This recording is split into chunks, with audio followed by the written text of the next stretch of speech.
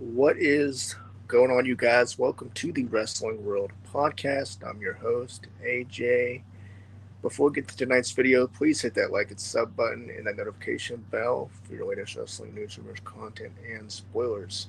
Well, the buzz today, guys, has been about Karrion Kross, and not for a good reason. Earlier today, it was announced that Karrion Kross has been moved to the WWE Illuminati section. So, for those who don't know what that is, the Illuminati section of WWE's roster page is basically retired wrestlers and people who aren't with the company anymore.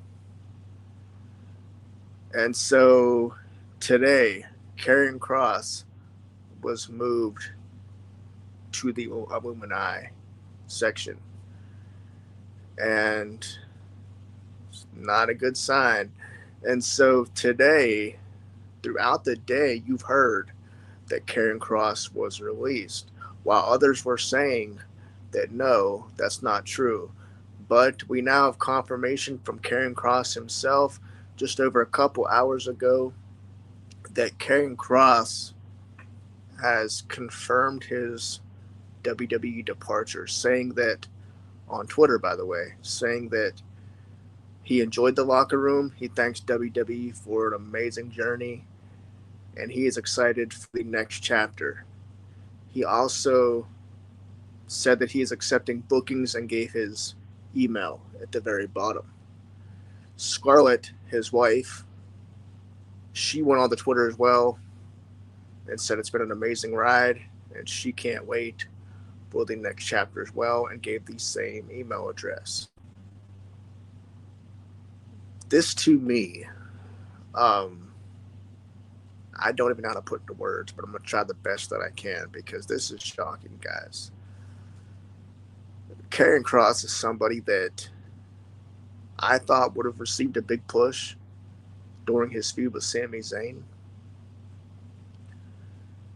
Honestly, I had him winning at SummerSlam, but when he lost, I knew something was wrong.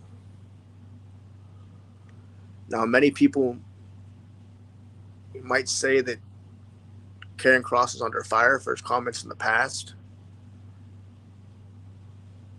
and that could be true, but maybe WWE just saw that it wasn't working out. I don't know. You would think with the "We Want Kross" chance that WWE would have worked to renew his contract, that they would have come up with a deal.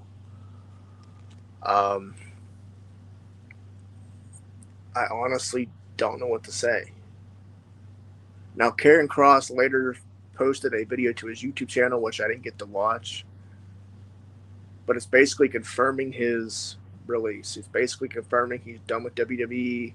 He is not resigning his contract. Really, it's not a release. He's just not choosing to resign.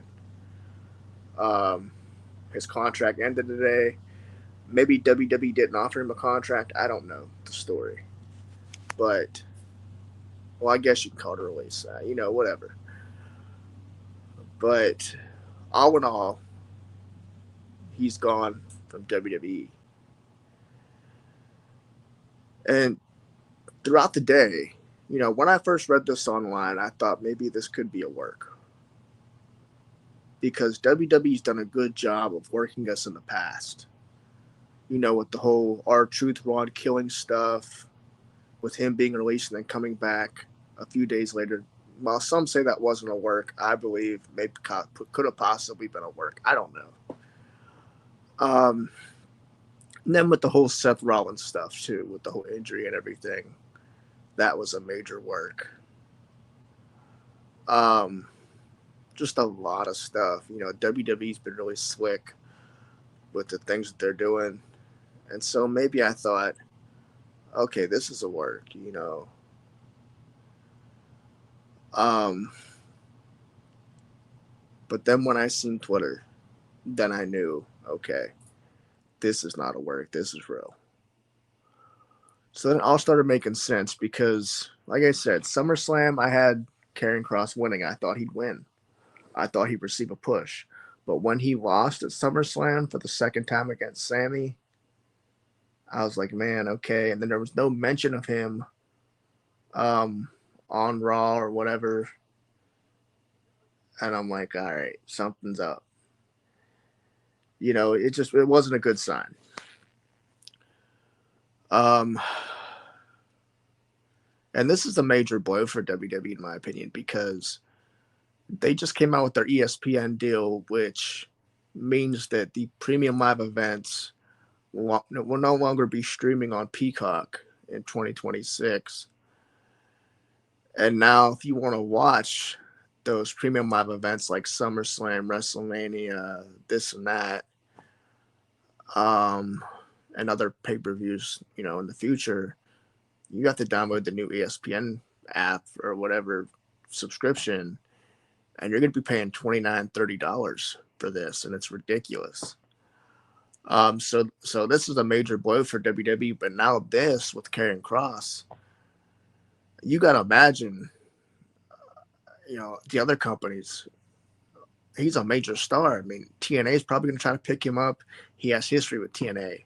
AEW, I mean, yeah, because he's a big star, and WWE dropped the ball big time. And I just don't get it. When he first arrived at WWE, he did awesome in NXT. I mean, then going on to the main roster. Now, mind you, he was with Vince. This is, still the Vince McMahon era in WWE. So I honestly don't think Vince knew how to book Karrion like they did down at NXT. I think when he came to the main roster, it was just garbage. And so Karrion gets released, and then he comes back, starts the Final Testament, which didn't click with the fans. Okay, so that doesn't work. As much as you wanted it to work, it didn't work.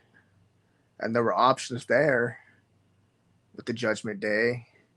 He could have joined the Wyatt Six, There were so many options for the Final Testament, but it just wasn't clicking.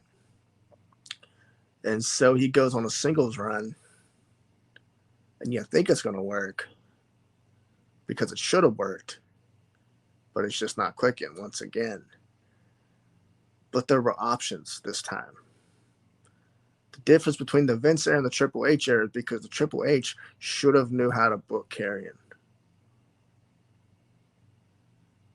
There were more options for Karrion. Like I said, he could have joined the Wyatt Six. He'd have been a perfect fit for the Wyatt Six. He could have joined the Judgment Day. Perfect fit for the Judgment Day. You look at the Judgment Day now, it's a joke. Adding someone like Karrion would have been a great thing for that stable. But no. And so, they book him in all these singles matches. And the one pay-per-view live event that he has, he loses not once, but the second pay-per-view event, he loses to the same person, Sami Zayn. And it's like, what is going on here? So maybe this is WWE's way of burying Karrion on the way out by having him lose to Sami twice and then, just letting his contract expire. I honestly don't know because maybe they just didn't see anything in Karrion. I have no idea because he had ideas, but they were shot down. And he mentioned that in his book as well. I don't know. This guy, he has so much potential, and this is just a major blow for WWE, and I don't know what to say. I mean, we want Cross chants, hashtags. You think he got a push, but no, and it's just I'm at a loss for words. But I know that he's a big star, so other companies will pick him up instantly. I wouldn't be surprised if in 90 days he shows up in AEW or TNA.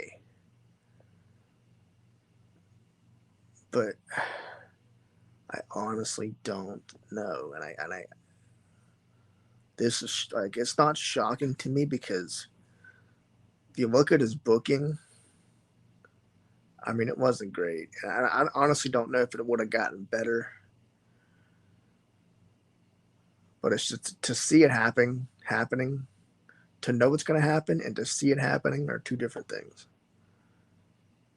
And to me, it's just crazy. And I wish Karrion the best. I hope that he can go back to TNA or something, or do something great. Um, there's so many options for him. Maybe WWE just wasn't his home. He wanted to be in WWE. He said it, but things happen, and we move forward from here. But what are your thoughts, guys? Where's all my Karrion Kross fans at? I want to know your thoughts in the comments. Let me know. WWE's taking a major loss here, but what are your thoughts? Let me know in the comments. Like and subscribe. Good night, guys.